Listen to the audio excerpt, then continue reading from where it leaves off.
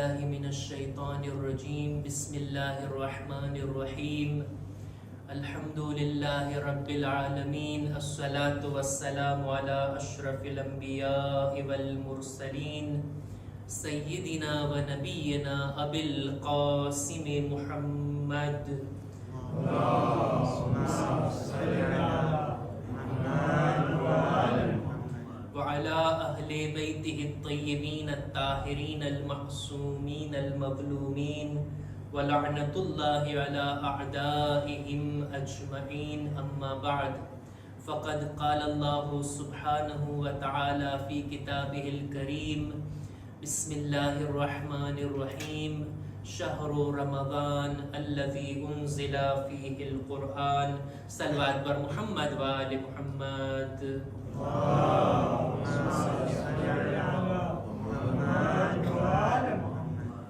ખુદાવંદે આલમનો શુક્ર અદા કરીએ છીએ કે ફરી પાછો આપણને આ મહિનો જો નસીબ કર્યો, આ મહિનાની અંદર ઇબાદતો કરવાની તૌફીક અતા કરી.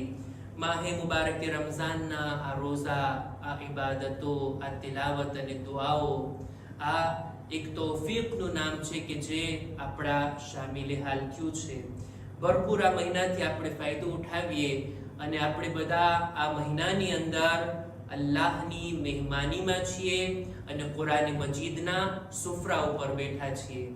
કુરાનની તિલાવતની સાથે સાથે આપણે કુરાનને જાણીએ, સમજીએ, કુરાનની ચર્ચા કરીએ અને કુરાનથી કંઈક પૈગામ અને મેસેજ લઈએ પોતાની જિંદગીમાં ઉતારવા માટે. સૌપ્રથમ તો આ રોઝાનો મહિનો છે. એક હદીસ પડવા માંગુ છું કે રોઝાની અંદર જે કંઈ ખુદાએ આપણને મર્તબો આપ્યો છે, ખુદાએ જે કંઈ પણ આપણને દરજ્જો આપ્યો છે, એની અહેમિયતને આપણે સમજીએ, એને જાણકારી આપણે મેળવીએ. એક યહૂદી માણસ આવીને રસૂલે ખુદાથી સવાલ કરે છે કે એ રસૂલે ખુદા, ખુદાએ તમારી ઉમ્મત ઉપર શા માટે 30 દિવસના રોઝા રાખ્યા? ન વધારે ન ઓછા, બલકે પહેલાની ઉમ્મતમાં તો વધારે દિવસો સુધી રોઝા રાખવાનો હુકમ હતો. રસૂલે ખુદા એ યહૂદીને જવાબ આપવામાં વાતને જોડે છે જનાબે આદમની સાથે. જનાબે આદમ એ હસ્તી છે કે જેને બધા લોકો માને ને, યહૂદી હોય કે ઈસાઈ હોય, કોઈ પણ ધર્મના લોકો. જનાબે આદમથી તો દુનિયા શરૂ થઈ છે. રસૂલે ખુદા જનાબે આદમની રેફરન્સ આપીને કહે છે કે જનાબે આદમને ખુદાએ જે મનાઈ કરી હતી ને ફળ ખાવાની, અને તરકે અવલા કર્યા અને એ ફળને ખાધા ને, એ 30 દિવસ સુધી જનાબે આદમના બદનમાં રહ્યું હતું. એટલે જ ખુદાએ આદમની ઔલાદને હુકમ આપ્યો કે તમે 30 દિવસ સુધી રોઝા રાખો, 30 દિવસ સુધી કંઈ ના ખાઓ. આ દિવસના ના ખાઓ પણ રાતના ખાઈ શકો એવી ખુદાએ રજા આપી છે પોતાના ફઝલો કરમથી. યહૂદી પાછો સવાલ કરે છે, યા રસૂલલ્લાહ, આપણે એમ કહું છું કે રસૂલે ખુદા, એ રસૂલલ્લાહ, એ તો નામ લઈને પુકારતો હતો અને હું જો નામ લઈશ તો આપણે સલવાત પડવી પડશે. કે છે યા મુહમ્મદ અલ્લાહુમ્મા સલ્લી અલા મુહમ્મદ ફમા જઝાઉ મન સામહા, શું ખુદા અતા કરે છે રોઝાના બદલામાં? ત્યારે રસૂલ ખુદા ફરમાવે છે કે જે કોઈ પણ ખુદાની ખુશી માટે, અલ્લાહની રઝામંદી માટે રોઝા રાખે ને, ખુદા 7 બાબતો એને અતા કરે છે. એક એક બાબતને રસૂલે ખુદા ગણાવ્યા. સૌથી પહેલું, જે કોઈ પણ રોઝા રાખે ને એના બદનમાં કોઈ પણ હરામ ચીજ હશે ઈ ગળી જશે, ઈ ખતમ થઈ જશે એના બદનમાંથી.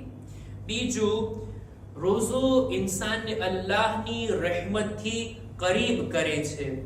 ત્રીજું, જનાબે આદમે, આપણા બાબાએ, આપણા દાદાએ જે તરકે ઔલા કર્યું એનો કફારો છે એમને ઔલાદ ઉપર આ રોઝો રાખવો. ચોથું, રોઝેદાર ખુદા એના સકરાતે મૌતના સમયને આસાન કરી નાખે છે. પાંચમું, જે કોઈ દુનિયામાં રોઝા રાખે અને ભૂખ અને પ્યાસને સહન કરશે ને, એ કયામતના દિવસની ભૂખ અને પ્યાસથી અમાનમાં હશે. અને છઠ્ઠું, યુઅતીહિ અલ્લાહુ બરાઅતમ મિનન નાર, ખુદા એને જહન્નમથી બચવાની પરવાનગી આપી દેશે, જહન્નમથી બચી જશે. અને સાતમું વયુતઇમુહુ અલ્લાહ મિન તય્યબાતિલ જન્નહ, જન્નતની નિગમતો પાક ગઝાઓ ખુદા એને અતા કરશે કે જે દુનિયામાં રોઝા રાખતા હોય. આ રોઝેદાર પોતાને ખુશનસીબ જાણે કે શું દરજ્જો છે આ રોઝો રાખવાથી. ખુદાનો શુક્ર અદા કરીએ છીએ કે આપણને આ વર્ષે પણ રોઝા રાખવાની નેક તૌફીક અતા કરી. ખુદા ઇન્શાઅલ્લાહ આપણા રોઝાઓને કબૂલ ફરમાવે. માહે મુબારક રમઝાનની અંદર આ દિવસોની અંદર જ્યારે પણ આપણા દર્સ હશે એનું એક મૌઝુ હશે, સિલસિલાવાર ઇન્શાઅલ્લાહ આપણે ગુફ્તગુ કરશું. મજલિસનો ટોપિક અલગ હશે, જે મુનાસિબત હોય એ મુનાસિબત ઉપર આપણે મજલિસ પડશું. વાત કરવી છે કુરાન મજીદની, એવું મૌઝુ, એવું ટોપિક કે જેની અંદર કુરાનની વાત હોય. વાત બધી કુરાનથી આપણે લઈએ ને. કુરાનનો મહિનો છે, કુરાનને જાણવા અને સમજવા માટે આપણે બધા બેઠા છીએ. કુરાન મજીદની અંદર ખુદાએ જ્યાં આપણને અમુક હુકમ આપ્યા છે કે આ કરો, અમુક હુકમ આપ્યા છે કે આ ના કરો. અમુક ચીજોને કરવાનો હુકમ, અમુકથી બચવાનો હુકમ છે. ખુદાએ ફક્ત કુરાન મજીદમાં ઓર્ડર નથી આપ્યા આ કરો ને આ ના કરો, સાથોસાથ અલગ અલગ તરીકાઓથી આપણા માટે વાતોને પેશ કરી છે. કુરાન મજીદ એના બારામાં જો પૂછવામાં આવે ને કે કુરાન શેની કિતાબ છે, તો આપણે એમ કહી શકીએ કે કુરાન કિસ્સા અને કહાનીની કિતાબ છે, કુરાન ઇલ્મની કિતાબ છે, કુરાન આપણને શિફા આપનારી કિતાબ છે, કુરાન સાયન્સની કિતાબ છે. શેની કિતાબ છે? આપણાથી જો કોઈ સવાલ કરે કે ભાઈ કુરાન મજીદ શેની કિતાબ, કોઈ પણ કિતાબ વિશે આપણે સવાલ કરી શકીએ ને. અલગ અલગ ટોપિક ઉપર કિતાબ હોય ને. કુરાન મજીદનું ટોપિક શું છે, તો એના જવાબની અંદર ઓલમા બયાન કરે છે ને. આ જવાબ દલીલની સાથે છે, હા, આર્ગ્યુમેન્ટની સાથે છે. બાકાયદા કેટલી ઇલ્મી ચર્ચાઓ કર્યા બાદ આ નતીજા ઉપર પહોંચ્યા છે ઓલમા કે કુરાન મજીદ હિદાયતની કિતાબ છે. કુરાન ઇન્સાનને હિદાયત કરવા માટે આવ્યું છે, અને એટલે જ હિદાયત માટે જે કઈ બાબતો જરૂરી છે બધું ખુદાએ કુરાનમાં રાખી દીધું. હિદાયત માટે જો કોઈ ચીજથી બચવાનો હુકમ ખુદાએ આપ્યો છે, કોઈ ચીજ અંજામ આપવાનો હુકમ ખુદાએ કીધું છે. આ ચીજ સારી છે, આ બુરી છે, આ રસ્તો હિદાયતનો, આ ગુમરાહીનો, આ બધું ખુદાએ બયાન કરી દીધું. અને સાથોસાથ આપણા માટે એક્ઝામ્પલ પણ આપ્યા છે. કેટલા દાખલા અને નમૂના પણ કુરાન મજીદની અંદર છે. એની અંદર પણ આપણો જે મૌઝુ છે તે આ કે કુરાન મજીદમાં ખુદાવંદ આલમ આપણી હિદાયતના નમૂના તરીકે અમુક હસ્તીઓના નામ લે છે. અમુક પર્સોનાલિટી, અમુક હસ્તીઓ એવી છે કે જેમનું નામ કુરાન મજીદમાં આવ્યું, જેમનો ઉલ્લેખ કુરાન મજીદમાં થયો. આપણે એના ઉપર ઇન્શાઅલ્લાહ ચર્ચા કરવી છે. જો મારું મૌઝુ એ નથી કે કુરાનમાં જેટલી દાસ્તાન છે, જેટલી કહાની અને કિસ્સા, જેટલી સ્ટોરી કુરાન મજીદમાં, જેટલા વાકયાત છે, મારે એને બયાન નથી કરવા. આ પણ એક ઇન્ટરેસ્ટિંગ મૌઝુ છે. આ પણ એક બહુ સારી અને બહુ લાંબી ચર્ચા છે. એક નબીની અથવા તો એક વાકયાની વાત લઈ લઈએ તો ઘણી લાંબી ચર્ચા ચાલે. મારો મૌઝુ એ નથી. મારો મૌઝુ એ છે કે કુરાન મજીદમાં જે કોઈ શખ્સિયત, એ પછી સારી હોય કે ખરાબ, જે કોઈ હસ્તીનું નામ લઈને ખુદાએ એનો ઉલ્લેખ કર્યો ને, આપણે એની ચર્ચા કરીએ, એના ઉપર આપણે જરાક ઝૂમ થઈએ. એવું શું કારણ છે કે ખુદા એમનું નામ લે છે? મારો આ મૌઝુ શાયદ ક્લિયર છે. ઈ હસ્તીઓ કે જેની આપણે ચર્ચા કરવી છે, જેનું નામ કુરાન મજીદમાં છે, એના પણ બે પ્રકાર. અમુક અંબિયા છે કે જેમનું નામ કુરાનમાં છે, પૈગંબરો છે, રસૂલો છે કે જેમનું નામ લઈને ખુદા એમની વાત બયાન કરે છે, અને અમુક હસ્તીઓ એ છે કે જેઓ પૈગંબર નથી, નબી નથી, માસૂમ નથી, એમ છતાંય ખુદાએ એમનું નામ લઈ અને કુરાનમાં એમની વાત કરી છે.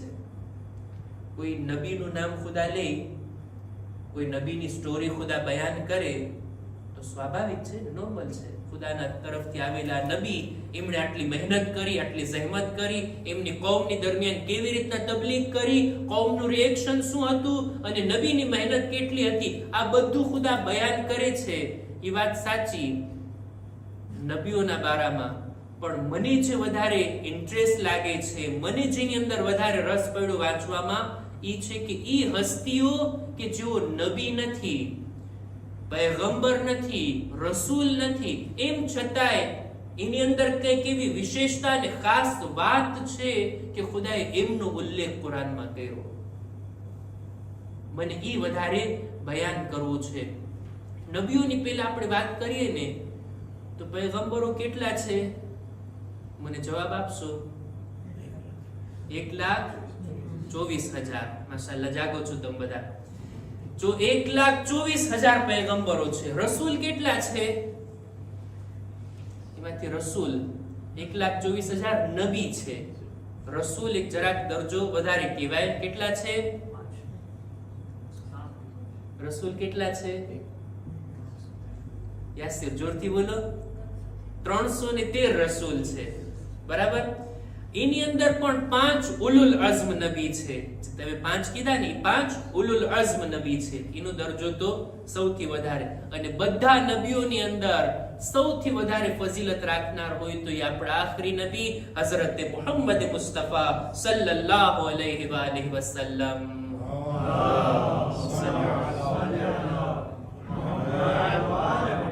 તો આ છે 1,24,000 પૈગંબરો અથવા 313 રસૂલ.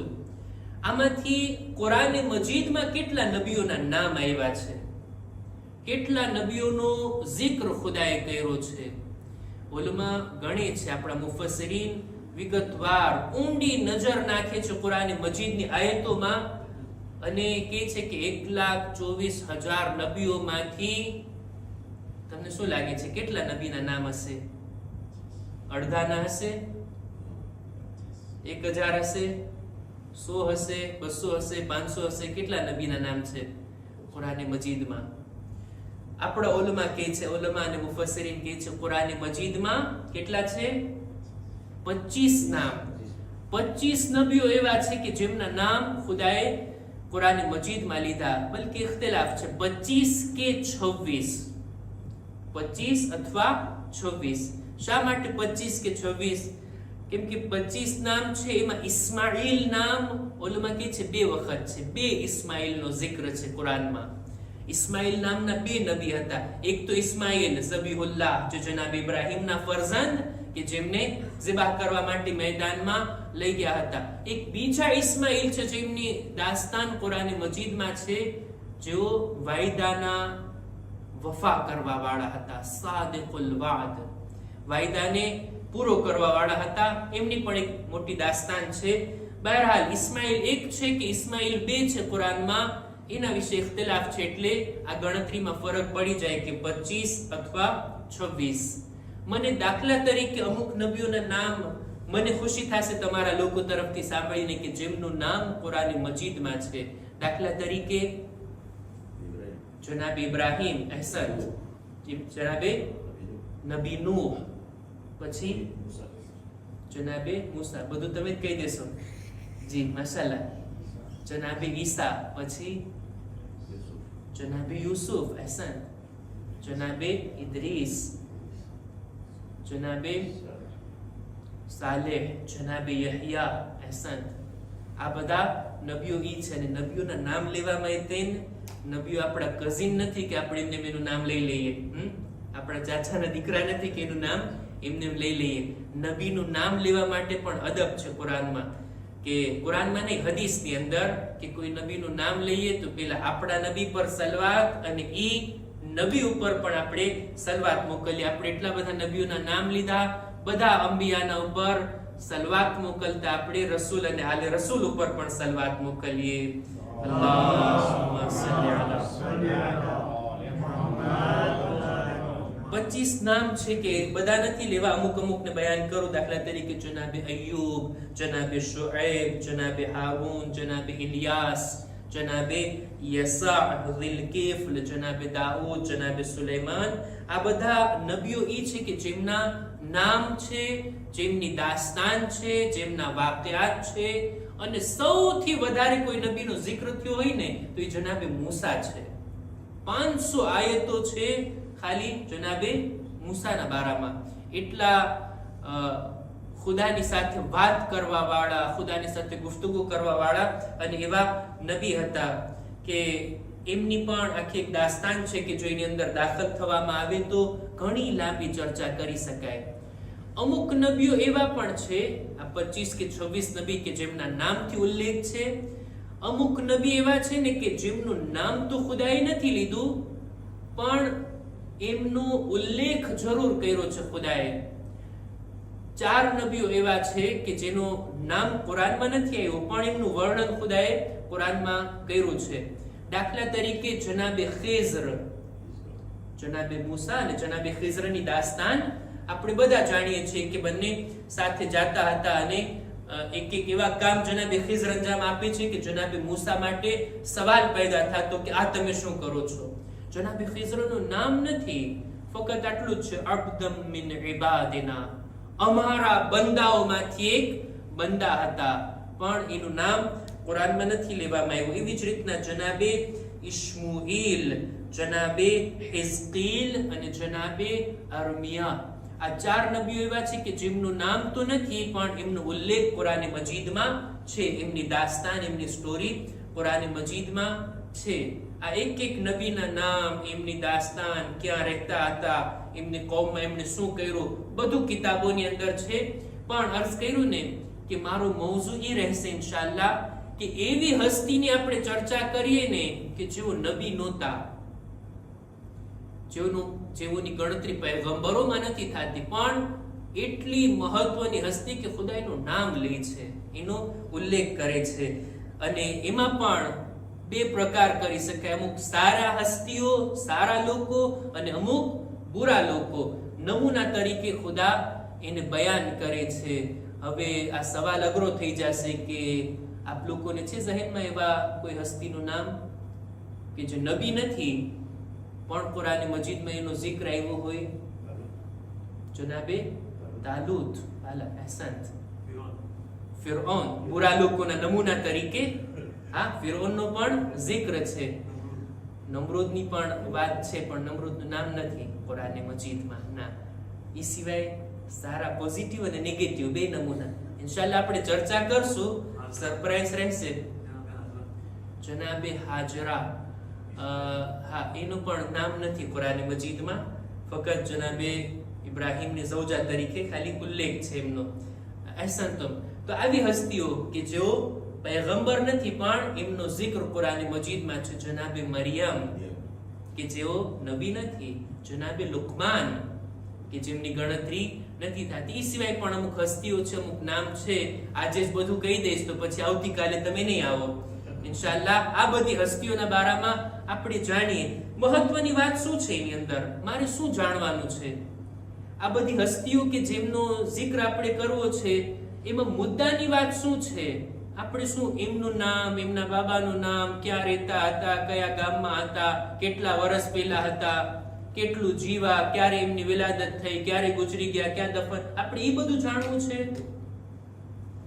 જાણવા માટે સારી વાત, ઇન્ફોર્મેશન લેવી હોય તો કઈ ખોટી વાત નથી, પણ એનાથી મને શું લાભ થશે? આ એવી જાણકારી કે જાણું તો મને કઈ ફાયદો નહીં, ન જાણું તો મને કઈ નુકસાન નથી. મારે શું જાણવાનું છે? હું કઈ ચીજની પાછળ છું? ઈ પોઈન્ટની પાછળ કે એમની અંદર શું એવી વિશેષતા હતી, ખાસ બાબત એવી હતી, એવી સિફત, એમના અખલાક, એમનો કિરદાર, એમનું ઈમાન, એમના અમલ, આ બધું જાણવા જેવી બાબત છે કે એને ખુદાએ પસંદ કર્યું અને એમનું નામ કુરાન મજીદમાં ખુદા લઈ આવ્યો. એમની આ બાબતો કે જે મને કઈ ફાયદો પહોંચાડે, એક સારી સિફત જે એમનામાં હતી, હું પણ મારી અંદર પેદા કરું તો હું પણ ખુદાની નજરમાં કંઈક મકામ અને મર્તબો મેળવી શકું. ઈ બુરી આદતો કે જે બુરા લોકોમાં હતી, મારે એનાથી બચવાનું છે. ફિરഔનમાં શું એવી બુરાઈ હતી? આપ લોકો જાણો છો, ફિરૌન ઈમાન લઈ આવ્યો હતો, કલમો પડ્યો હતો, કુરાનમાં છે. ક્યારે? ડૂબતી વખતે. મૌત સામે દેખાતી હતી, જોયું કે કોઈ રસ્તો નથી, ડૂબી રહ્યો છે, હવે કલમો પડે છે. જિબ્રીલ માટી ઉઠાવીને એના મોઢા ઉપર મારે છે કે અલ આન, અત્યારે આ વખત છે કલમો પડવાનો. કલમો તો ત્યારે પડવો તો જ્યારે મૂસા તમારી સામે હિદાયતની વાત લઈને આવ્યા હતા. બહરહાલ બુરા લોકો, એમની જિંદગીને પણ જોઈએ કેવી બુરાઈઓ હતી. એ કઈ બુરાઈ હતી કે જે બુરાઈએ ફિરૌનને ફિરૌન બનાવ્યો. એનાથી મારે બચવાનું છે અને પરહેઝ કરવાનો છે. આવી ફાયદાકારક કોઈ ચર્ચા કે જે મારી જિંદગીને લગતી હોય, ઇન્શાઅલ્લાહ આપણે એના ઉપર ચર્ચા કરશું. અને અંતમાં અહેકામ અને મસાઇલના બારામાં મસલો બયાન કરું છું. ઇન્શાઅલ્લાહ દર્સ પૂરો થઈ જાય ત્યારબાદ કઈ સવાલ હોય, કઈ ક્વેશ્ચન હોય તો આપણે હાજર છીએ. માહે મુબારક રમઝાનની અંદર રોઝાના બારામાં સૌથી મહત્વની બાબત છે રોઝાની નિયત. માણસ આખો દિવસ ભૂખ્યો ને પ્યાસો રહે, કઈ ખાય નહીં, પીએ નહીં, પણ રોઝાની નિયત એને ના કરી હોય તો શું એને સવાબ મળવાનો છે? એના નામે અમલમાં રોઝો લખાશે? ના. રોઝા માટે સૌથી મહત્વની બાબત છે નિયત. દિલની અંદર નિયત કરે કે હું ખુદાની ખુશી માટે, ખુદાના હુકમનું પાલન કરતા ફકત અને ફકત ખુદા માટે રોઝો રાખું છું. રમઝાન મહિનાનો વાજિબ કુરબતન ઇલલ્લાહ. આગલી રાતથી નિયત કરી લે, હું કાલે રોઝો રાખીશ, અને પછી કાલે આખો દિવસ ખાઈ પીએ ના, તો ઈ રોઝાથી છે. પણ જો નિયત ના કરે તો પછી આ રોઝો એનો સહી નથી. રોઝાની અંદર પણ નિયત કર્યા બાદ આ નિયત ઉપર આખો દિવસ આપણે બાકી રહેવાનું છે. ઈ પણ મહત્વની વાત. રોઝાની અંદર જો ઇન્સાન રિયાકારી કરે ને તો પણ રોઝો બાતિલ. રોઝાની દરમિયાન આખા દિવસની અંદર એટલી ભૂખ લાગે, એટલું કંઈ ખાવાનું કે કંઈ પીવાનું મન થાય, અને સામેથી કોઈ પકાવતું હોય, કોઈ ખાતું હોય ને ખુશ્બુ આવતી હોય ને આપણને મન થાય, અને દિલમાં એમ વિચાર કરે કે ચાલ ને રોઝો તોડી નાખું, કંઈ ખાઈ લઉં, આજે નથી રાખવો રોઝો. એ રીતનો વિચાર કરી લીધો, પાકો ઈરાદો કરી લીધો, જાય છે આગળ કંઈ ખાવા માટે, પણ કંઈ મેળ ના એવો, ના ખાઈ શક્યો, હાલો હવે રોઝો પૂરો જ કરી નાખીએ. શું એનો રોઝો સહી છે? ના. દરમિયાનમાં એને નિયતને તોડી નાખી. નિયતને ઉપર બાકી રહેવું પણ એના માટે જરૂરી છે. એટલે જ ગમે તેટલું ખાવાનું મન થતું હોય, કિચનમાંથી સારી ખુશ્બુ આવતી હોય, પણ રોઝાની નિયતને આપણે પકડીને રાખવી જોઈએ. દરમિયાનમાં આપણે રોઝાની નિયતને તોડી નાખ્યા, તરત જ પાછી નિયત કરી લેવી જોઈએ, નહીતર આપણો આ રોઝો સહી નથી. રોઝો પૂરો કરવાનો છે ને એની કઝા પણ કરવાની છે. નિયતની અંદર ઘણા બારીક અહેકામ છે કે હું નથી ચાહતો આપ લોકોને કન્ફ્યુઝ કરું. અમુક એવા સવાલો મારાથી પૂછાતા હોય, એના જવાબમાં હું જે મસલો બયાન કરું અને મને લાગે કે આ મસલો એવો છે કે જે બધાને કામ લાગે એવો છે, તો ઇન્શાઅલ્લાહ એને પણ આપણે આ દર્સમાં લઈ આવશું અને તમારા માટે બયાન કરશું. ખુદાની બારગાહમાં દુઆ છે, પરવરદિગારા અમારી ઇબાદતો, દુઆઓને તારી બારગાહમાં કબૂલ ફરમા. કુરાન મજીદને પડવાની, એને જાણવાની, સમજવાની, એના પર વિચાર કરવાની અને એના પર અમલ કરવાની અમોને નેક તૌફીક અતા ફરમા. ખુદાયા આ રાતોની અંદર અમારા મા બાપના ગુનાહોને માફ કર. દરેક મુમિનીનની નેક હાજાતને પૂરી ફરમા. જો બીમાર છે શફા અને તંદુરસ્તી અતા કર. ઝમાનાના ઇમામના ઝુહૂરમાં તાજીલ ફરમા. અમારો શુમાર એમના સાથીઓમાં કર. ربنا تقبل منا إنك أنت السميع العليم